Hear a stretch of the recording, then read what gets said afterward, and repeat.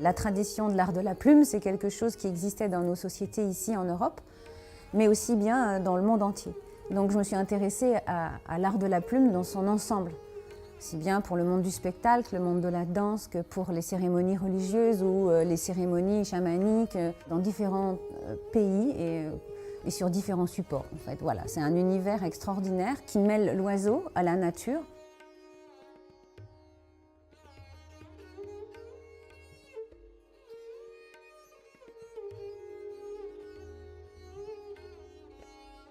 Lors de ma première visite à la Cité de la Musique, pour découvrir le lieu où j'allais pouvoir créer une œuvre, j'ai fait la visite totale et puis je suis arrivée dans cette pièce où il y avait tous les instruments indiens et les instruments de percussion, avec un bel espace dédié, et j'ai trouvé tout de suite dans une vitrine, un peu cachée en dessous comme ça, un instrument extraordinaire qui est la vielle-to, qui est représentatif d'un pan, en fait, très figuratif.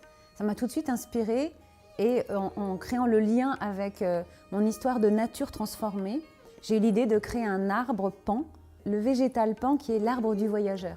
En même temps, tout ça pouvait se raconter dans une histoire, et puis ça faisait sens entre l'instrument, l'idée du voyage, de découvrir des instruments d'un autre pays, tout ça. Donc ça n'a fait qu'appuyer ma créativité autour de ce sujet. Et de là est née cette pièce avec plus de 750 plumes.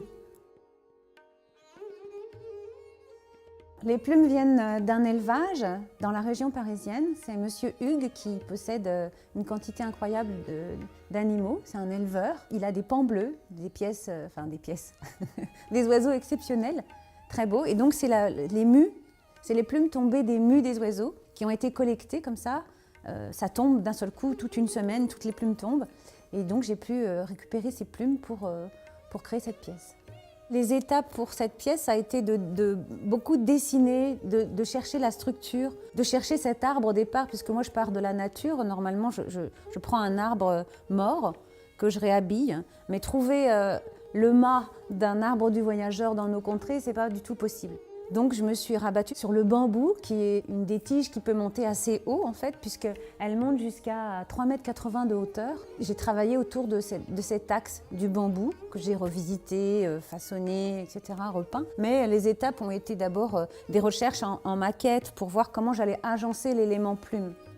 Puis petit à petit, après moult maquettes à l'échelle évidemment, les choses ont trouvé leur chemin, et puis ce lien toujours avec l'instrument, qui est vraiment un petit instrument bombé où on sent vraiment, c'est la caisse de résonance de l'instrument à cordes, mais en même temps il y a le bombé du pan, la tête du pan, et donc c'est un mélange entre l'inspiration de l'instrument, l'arbre du voyageur et l'oiseau lui-même en fait. Tout ça pour mettre en valeur et en scène une histoire autour de la plume, encore une fois. Les plumes, elles sont d'abord lavées quand je les reçois, une par une.